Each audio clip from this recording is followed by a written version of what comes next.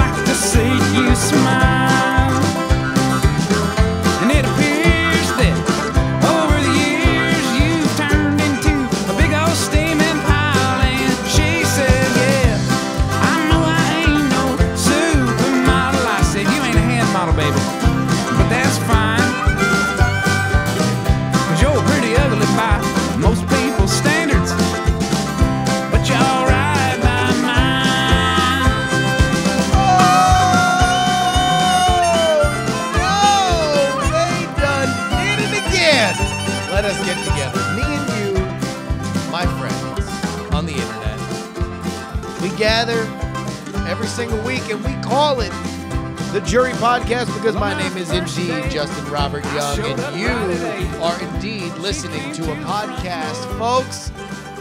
I'm back again, son of a paralegal, that one ninny in 10,000, here to solve your problems, here to make you, it's not just to make you laugh, it's to make you think. Remember that, folks, when you're listening to this here show. I got all sorts of things here on my mind, and you know, we got topics to beat the band. We got emails coming out of her yin yang. It's probably a racist connotation to that, but possibly racist email qualifiers aside, I feel like a pound and a half of hot dog shit. Like somebody went into Canner's Deli, a bizarre version of Canner's Deli, and said, I want a pound and a half of hot dog shit. And they said, fine. And they put it into a little plastic container and they handed it to a nice person with an odd request for lunch. I'm getting sick. I don't like getting sick. I refuse to admit I'm getting sick. And yet I find myself getting sick. I woke up today with a big sore throat.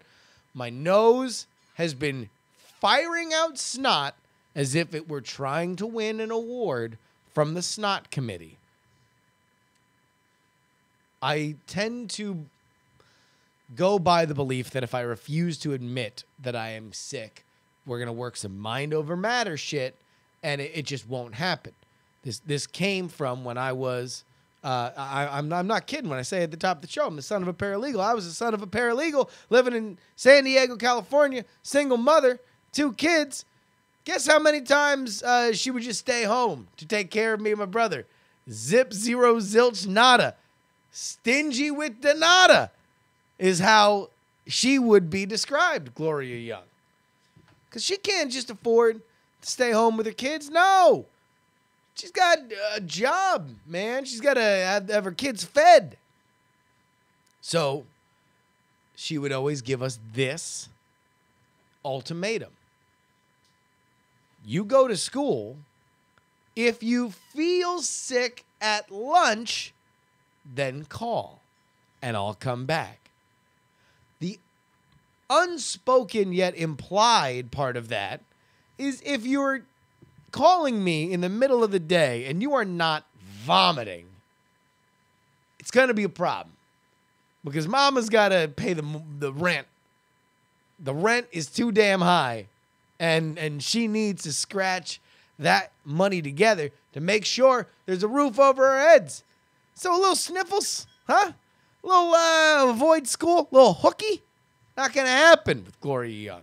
And that has stayed with me my entire life. I don't like to miss work. I don't like to not do things. Even when I'm sick, I like to do what I can. It is just who I am, and that might be viewed as healthy. What is unhealthy is me refusing to admit that I'm sick, which tends to be also me refusing to treat smaller symptoms that eventually turn into big symptoms. The last time I was sick, I had to go to the hospital. I woke up in the middle of the night, and I was shaking uncontrollably. I was in this room. This is back when this was not a studio. This was our bedroom. And I was maybe where I am sitting right now, except I was in a bed. Ashley freaking out. Freaking her shit out. Throws me in the shower because I'm freezing. Turns on the water as hot as she can so we can try to, I don't know, normalize my body temperature. And it kind of works. I'm still shivering. Shivering.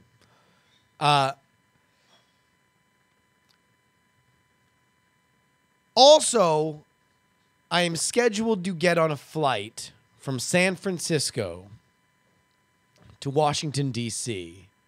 in 2 hours at the point that this is happening, maybe 3 hours. So I make the decision, hey, listen, I can't just say, well, I'm sick, because there's a signed contract between the company that had hired the Go game that I was assigned to. So I'm like, well, if I'm really too sick to go, I would need to go to the emergency room. So let's just go to the emergency room and let's just decide whether or not I am too sick to go out on this game. If I'm too sick to get on a plane. So we go to the emergency room and we check in. And we go over everything, and at this point, I had stopped shivering, but I still felt like ass. And the doctor comes in, and he's like, all right, well, good news is it's just the flu. You just got hit by it really, really hard. So as long as you just stay off your feet, you'll be fine. Just take it easy, couple days. A lot of fluids, normal flu shit. So I kind of make mention, well, just asking how dumb on a scale from 1 to the dumbest motherfucker who's walked the green earth that we stand on. How dumb would it be if I got on a plane to Washington, D.C.? And he said, really dumb. That's really stupid. Please don't do that. And I said, thank you, Doc. That's all I needed to hear. I left the emergency room, and I drove to SFO, and I got on a flight to Washington, D.C. Because I did not want that fucking flu to beat me. Yes, I just embodied the flu, and I am railing against it. Yes, that is unhealthy, and it should never be looked at as a good or right thing to do. Because I'm on that flight. And I take off, and taking off is okay. I'm trying to go to sleep. It's hard to go to sleep. I have a headache. It's really bad. Landing was the closest I've ever come to blacking out. My vision all went white. I was so congested that it just was a problem. It's a major problem. I then left Dulles, Washington Dulles. Made it there, and I went to go. I was sleeping. I was staying in the Jesuit house in Washington, D.C. Padre S.J. hooked me up to stay in the Jesuit house. And so I nursed myself back to health amongst the men of God. It was the closest that I have felt communing with the Christian All-Father. It was amazing. I sat in a simple Spartan Jesuit room while I slowly nursed myself back to health. It was a really, really a fun experience if you don't count the fact that I almost blacked out, and it was really, really unsafe for me to be coughing while a bunch of other people were on that plane. Then on the way back, I was feeling better, but I was still very, very, very congested. So I'm on the flight, and all of a sudden, altitude changes, and I feel a bunch of pain in my cheeks and in my teeth. Like, I feel pain in, like, the roots of my teeth. To the point where I'm like, well, fuck, I got to go to a dentist because apparently I got a cavity or something. Like, this tooth is killing me. Until I thought, whoa, wait, hold on. I wonder if it's congestion. Maybe it's a congestion thing. So I get a towel, I blow my nose in it, and what comes out, dear listener to the JuRY podcast, I will swear to you, was a Technicolor soup that is beyond belief. It was as if it was Lisa Frank binder colors. It was spin art. I couldn't imagine what it was combining in my head and draining onto this towel. And then my tooth felt fine. I'm going to tell you how to never have a hangover. I'm going to tell you why you should never vote. I am going to tell you why writing letters is the worst thing you can ever do for yourself. Right after this. It takes a lot to make a stew. A pinch of salt and laughter too. A scoop of kids to add the spice. A dash of love to make it nice. And you've got Too many cooks. too many cooks. Too many cooks. Too many cooks. Too many cooks. Too many cooks. Too many It cooks. takes a lot to make a stew. I have a problem with letter writing. I have a problem with text stuff in general. How do I put this? All right. You should never express your true feelings via text. It's a full stop. It's a little lesson, a little life lesson from JuRY to you. And if you're thinking, well, okay, that doesn't make any sense, because I have had a really, really, really important times in my life where I've poured my heart out in a letter or an email and I sent it to somebody. And that was good and I felt good. It's a bad idea. It's a bad idea. If you want to feel good, you write that shit for yourself. You mail it to yourself. You give old fucking Jimbo the mailman quite a conundrum when you have your return and sending address the same motherfucking thing. He'll do a little fucking moonwalk and then put it right back in your box. That's what you should do with that, because we have to deal with the fact that our messages we send out, especially via text, especially via letters, are not going to be ingested the way they were written. I had a running argument with a friend of mine. Let's, just to obscure her identity, call her Rachel.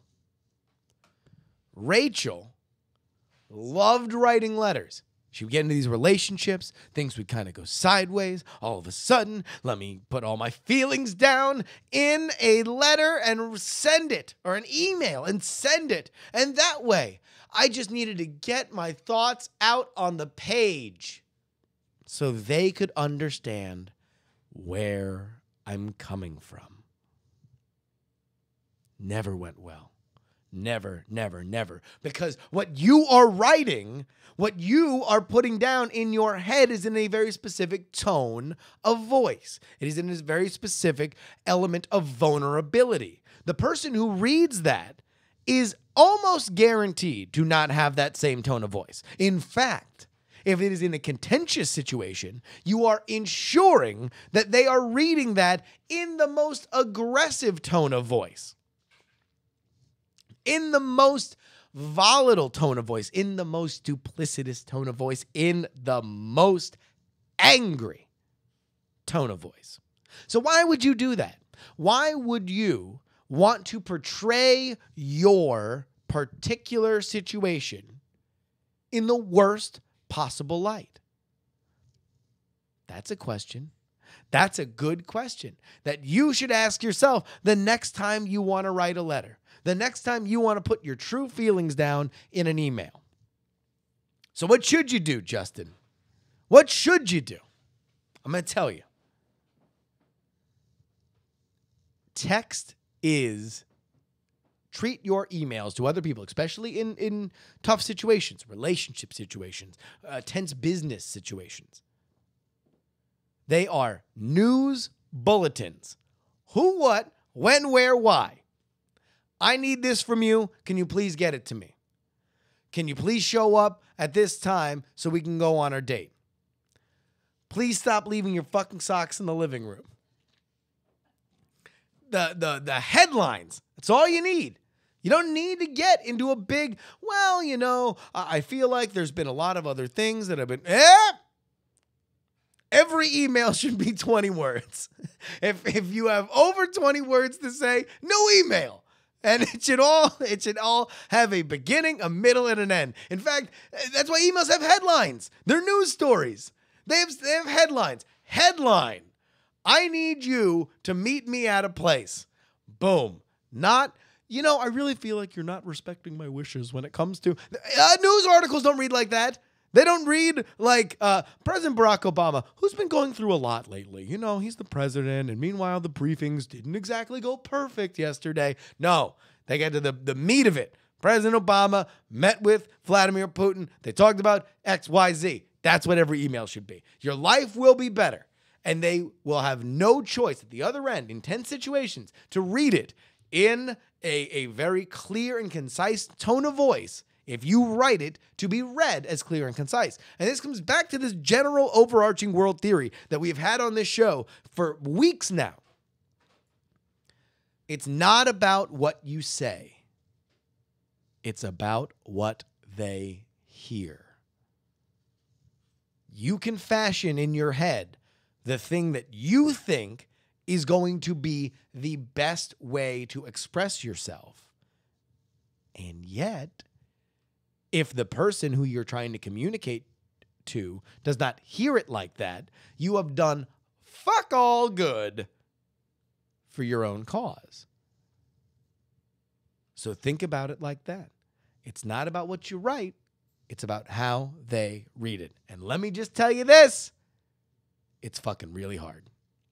Because you can write something very, very, very matter of fact. You can write something very, very, very cut to the core. You can write what you think is just your honest expression. And you are reading it in this tone of voice. I feel that we have a communication breakdown and that you need to correct your pattern of behavior or else it will permanently affect our working relationship. That's reasonable, right? That's something you find in a government report. Now let's read that back in the way that they're reading it. Hey, Dick, you're a real dick. And for those who were just listening on audio, I'm making a jerk off motion. Because as soon as they read that you were fucking putting any kind of blame on them, they stopped reading. And they just fucking pictured you making the jerk off motion over top of them while you made this sound. Do yourself a favor. Don't let them do that. Don't let them do that to you. We have so much more. So much more.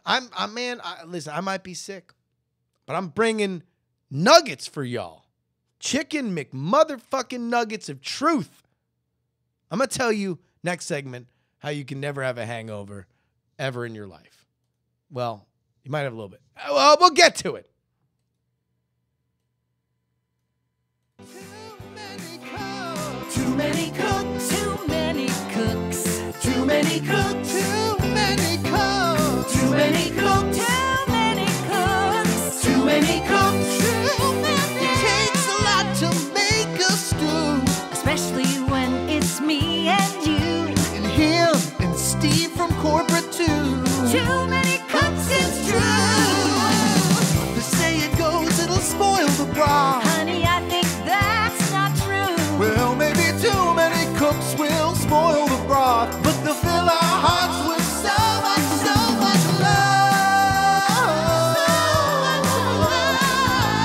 Fill our hearts with love. Too many cooks. Too many cooks. I am joined by the one, the only, visiting from not Hotlanta, the Dirty. It is Cowgirl Curtis. Welcome, Cowgirl. Hi. We were having a conversation about about hangovers. Yes. We were talking about there's easy ways, fun and easy lessons that you can learn and make yourself a better drinker. And let's look at it like that. We're not a bunch of school marms in bonnets running around telling you, save room for Jesus. No, we're here to let you know that you can be a better drinker. And here's how. Cowgirl, you have prided yourself on not having a lot of hangovers, right? Not since I learned how to drink properly. Ah. So, Yeah. You hear a lot people saying, "Oh, you want to not have a hangover? Do a bunch of shit after you drink. Drink 2 aspirin and an orange juice. Stand on your head and recite the alphabet. Try to burp backwards." Like, there's a lot of random ass bullshit people tell you. Number one, that's all juju and malarkey as far as I'm concerned. None of that shit works. The fucking poison's already in your body. It's already kicking around. You're fucked no matter what. Okay? Okay, Chico? Fucking get that shit right the fuck out of here. Now let's move back in time. A lot of people say, "Oh, just drink water while you're drinking." And that's something that works fairly well. Yep. What would you say is the formula you need to follow? What I do, Yeah. what I know works for me is I will have a beer or a drink or whatever, then have water, Yeah. and then have another drink, and then have water, and just end on water. So you are Yeah. alternating. Yeah. You were going 1 for 1. You Yeah. got a drink, have a water. Got a drink, have a water. Got a drink, have a water. Now I'm going to give you a 1-step solution beyond that. And this is foolproof. Like, that's binary. 1 1 1 1 1 1 1 1 1, right? It's either one or the other. Yep. Here's another way. You want to prepare your shit? You want to make sure that you are walking in to the gladiatorial combat of sport drinking prepared. Do this. You're about to go out on a Friday. You're going to go to happy hour. How about at 2 o'clock, you start chugging water? Oh, shit. How do I know when I've drank enough water? I'll tell you when you're number 1. As soon as that pee starts happening, when you're peeing all the time like you are when you're drunk, now you are hydrated to the max, bro. You are going to feel fucking amazing the next day. You can get pretty drunk.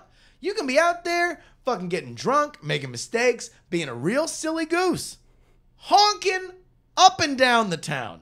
And yet you will feel good because a hangover is dehydration. And if you hydrate your shit before and you stick to the Cowgirl Curtis plan of 1 for 1, then you are going to be a excellent brunch companion the next day. Where, because you fucking played the game the right way, you're going to be able to have yourself a little mimosa. Hey, there's a little thing. You can have yourself a little Bloody Mary. Huh? I'll go for mimosas. Maybe, all right. And let's get a little fucking crazy, huh? Let's mix in some grapefruit juice in that mimosa. Why not? You can now begin to think of the artistic possibilities of drinking during breakfast because you were not the shithead who got so fucked up that his brain felt like it was splitting in half the next morning. That, my friends, is a little public service announcement from Cowgirl Curtis and Justin Robert Young to you today. Some people say it's spoil the broth, but that's not the American way. Too many cooks will serve a helping of freedom and resist the forces of evil.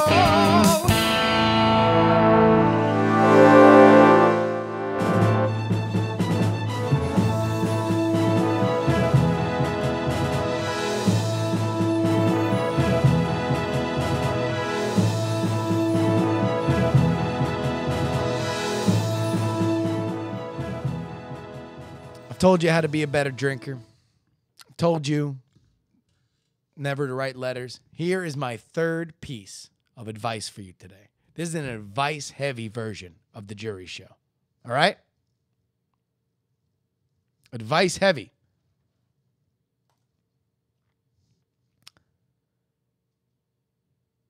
Don't vote. Don't vote. Don't do it. Do not vote. If you don't want to. There we go. That's the second part of that sentence. As important as the first part, don't vote if you do not feel you are informed enough to vote. Now, a lot of people will probably vote it. And a lot of people on Tuesday, this past Tuesday, probably write up your fucking piss hole saying, well, you got to vote. Oh, you have one job to do today, and that's to vote. You don't. Here's another thing that they might say to you. Well, if you're gonna bitch, you gotta vote. That way, you had a say. That's the only way you can complain. Nope. Sorry, Grandpa. It's a fucking free speech country. I can talk all the shit I want about fucking anything I want. All right? So get out of my face with that bullshit. Here's why I say don't vote. Here's why I say don't vote. Because you want to know what? If you don't fucking have your shit together, then you are squandering somebody else who might have actually given a shit about stuff. Right?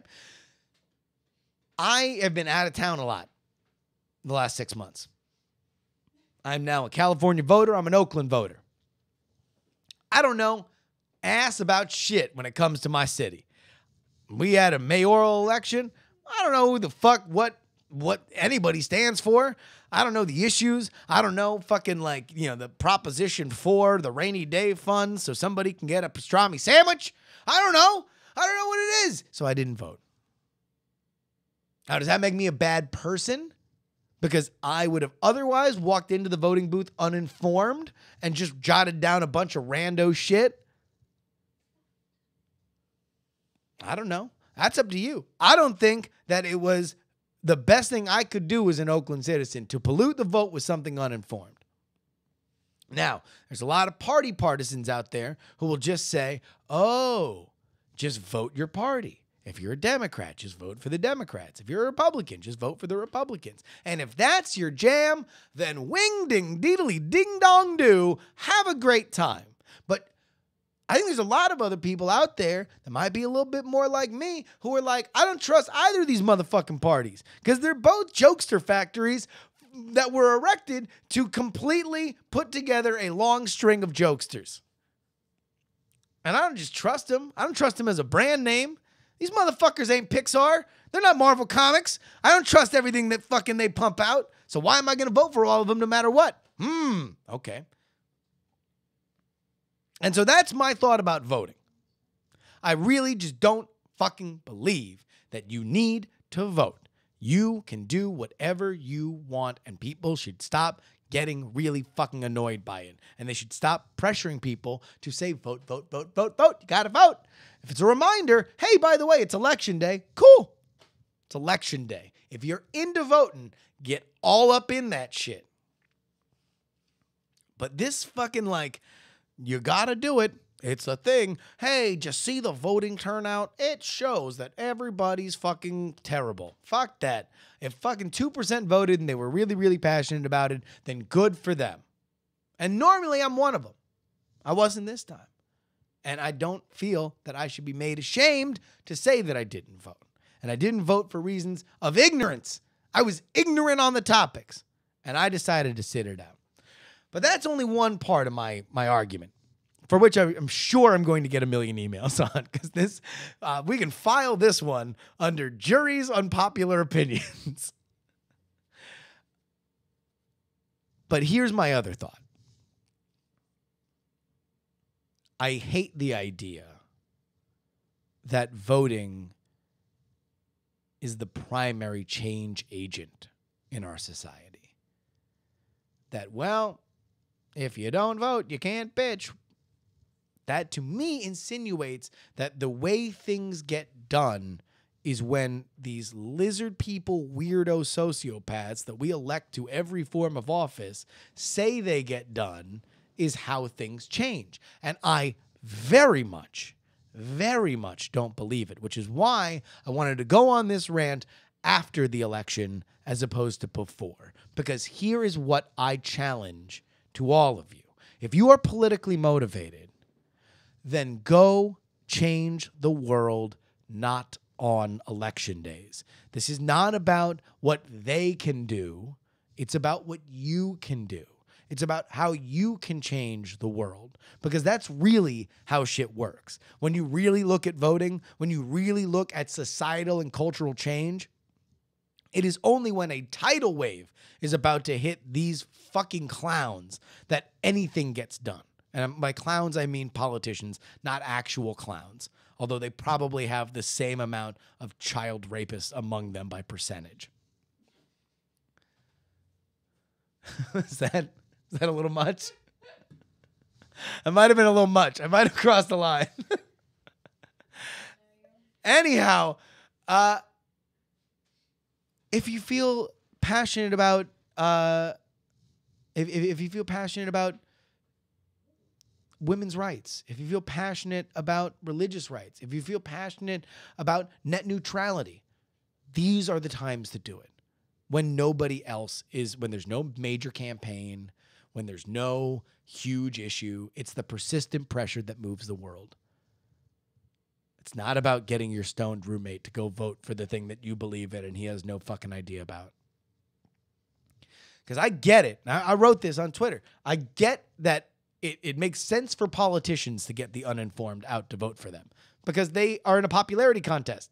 Every political race you've ever seen, even the ones that were big and important and it said something about us and it meant a lot, is a bet between two or more people saying, yo, dog, I bet you I can get more people into a booth to press my button than yours.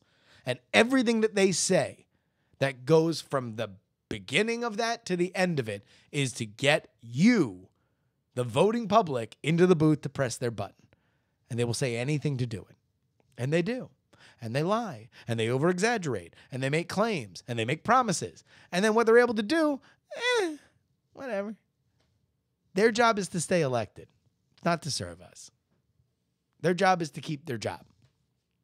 And very often, that means fuck all for the people who are really, really passionate about it. So if you're really passionate, then be passionate today. Be passionate the Tuesday after Election Day. Be passionate every Tuesday between now and the presidential election, and be passionate past then. Do something tomorrow that will further your cause, that isn't tied to a politician, that isn't tied to a political party, that makes the world better by way of your actions. That's what I ask of you. And also, I apologize to clowns. I'm sure that politicians have more child molesters amongst them. We have all kinds of emails coming right up into you right now. Too many cooks. Too many cooks. Too many cooks.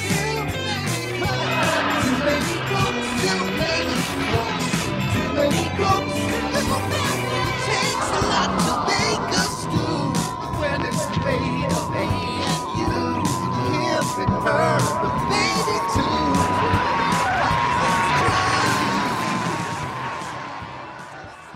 Natalie writes, most podcasts that I listen to handle the issue of Patreon and other crowdfunding gracefully. What is starting to drive me crazy are that some podcasts I listen to are starting to get so pushy about Patreons and Kickstarters and direct through PayPal bullshit that I feel alienated from the program. It feels like they are shaming their listeners who do not contribute, and that is what I take issue with. I don't care if you have several Patreons running at once. Brian has 4, for example. What I do have a problem with is how some producers and content creators start to make start to make those who cannot contribute feel like they are stealing their content that they themselves are releasing for free. As long as content creators remember that not everyone is in their listening audience are 30-somethings with disposable income to throw away, go ahead and promote your Patreon. Just don't make me feel like shit for not being able to contribute. I appreciate, though, that you, and many do, realize that not everybody can contribute. Trust me, I would love to help out some of my favorite shows, but at this point in my life, I just can't. And to be totally honest, the more someone makes a big fucking deal about having people contribute, the less I want to help them out. Some people can be dicks sometimes. That sounds like my favorite song in a musical never created. Some people can be dicks sometimes. Natalie, I totally agree. I had a conversation with somebody who will remain nameless, who had a conversation with somebody else who will remain nameless. But they do a very popular and profitable podcast. They are directly funded by their listeners. And what that person who did the very popular crowd-funded podcast told my friend was that it might make them feel a little dirty, but it is a tried and true method to goose contributions to get mad and shame their audience. That when they say, I guess I just thought we were going to be able to make it work. I guess I thought this was going to be able to be a thing. I guess it's not. So, sorry. I guess it's not. I guess we're not going to be able to do it with this kind of money.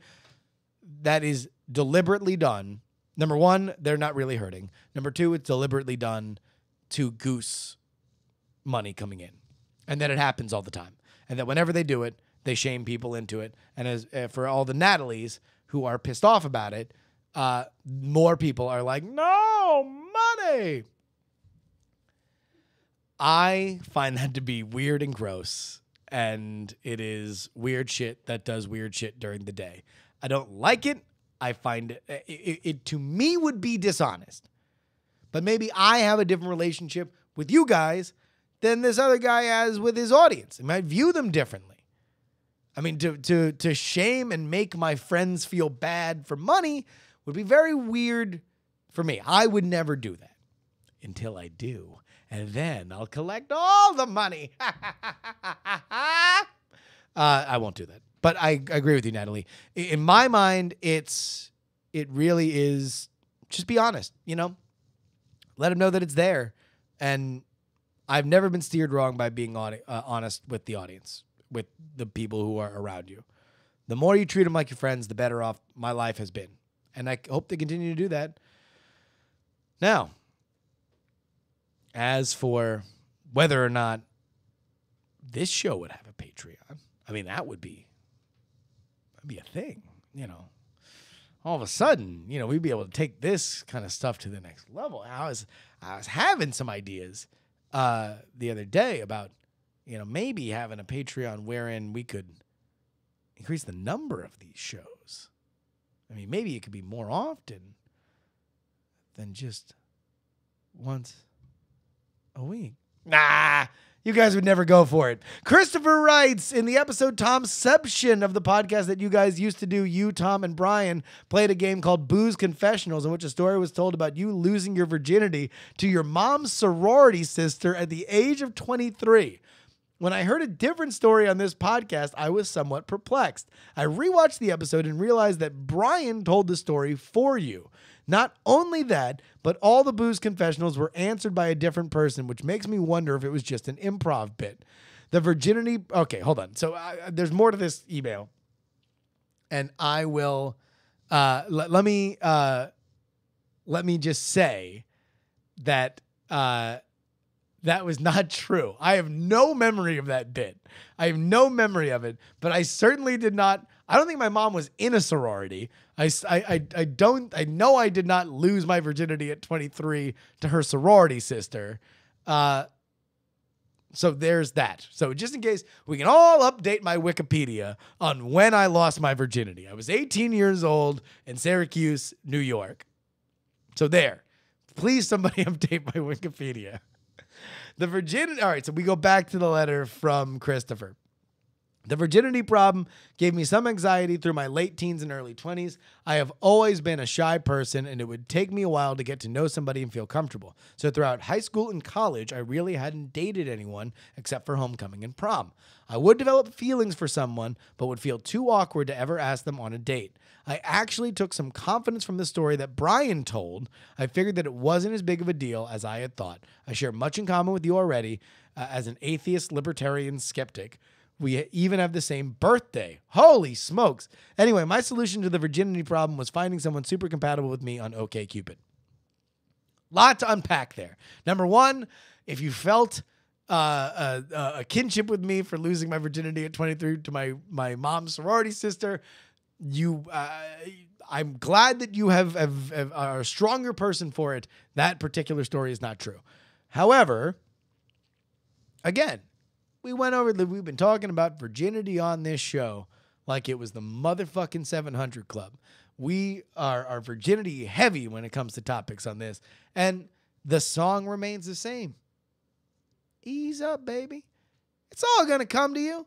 And besides, your problem's not virginity. Virginity is the symptom of your problem. In general, your problem is dealing with people, talking to people, and having your own self-confidence first and foremost.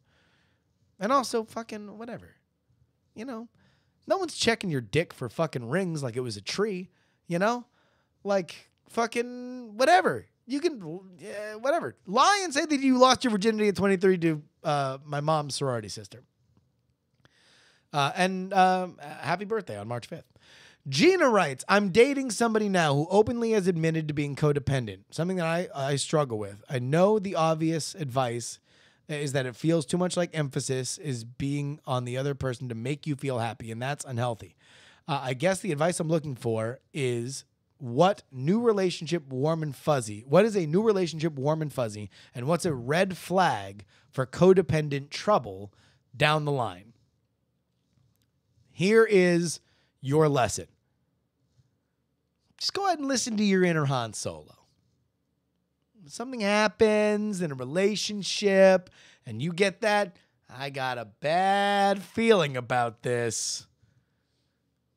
Sometimes you're right. And many times early in the relationship, it's like I always used to have this thing. Everybody on the first day of school always loved all their teachers. You know, they were always like, oh, it's good that I got good teachers this year. But I always used to think of that one kind of fucked up thing that happened in that first day of class. Same thing in a relationship. Think of that one kind of fucked up thing that happened during that first date. Just file that away.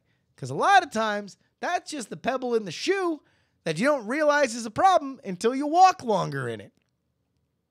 So, in terms of codependent stuff, if it's like, oh, I'm calling just because I want to hear your voice. Oh, that's a new relationship, warm and fuzzy. If it's, hey, I'm sorry I just called for the 9th time. I got a bad feeling about this. If you want to find this podcast, go on over to Stitcher, iTunes, or some other shit. Of course, you can always email me, justinrobertyoung@gmail.com. Make sure you put JURY in the subject line. It's the only way I find the emails. So please help me out with that. Meanwhile, you can find me on Twitter and Instagram, Justin R. Young, and hook a brother up on the Snurp chat too. Snurp chat me, Justin R. Young. Of course, you can always join the conversation, #join the conversation, at diamondclub.reddit.com. Keep the party going with some of the topics that we talked about right here. If you want to be able to talk to other people, like-minded folks for whom listen to this show and say, hey, that jury's a fucking real moron, and let me lay out in a very clear and concise post why that's so, then go ahead on over there and do it. Everyone's been waiting for you. We don't know what's taking you so long. And that about wraps it up for this edition of the JuRY Podcast. And ladies and gentlemen, let me tell you this. What do you say we If you find yourself in a dark place. If you find yourself being sexually advanced upon by your mom's sorority sister, if you find yourself not knowing who to vote for, too drunk to spell because of your hangover, if you find yourself writing a Dear John letter that will surely embarrass you as soon as it hits the person it is intended to, well then, friends, remember my voice as I tell you, please don't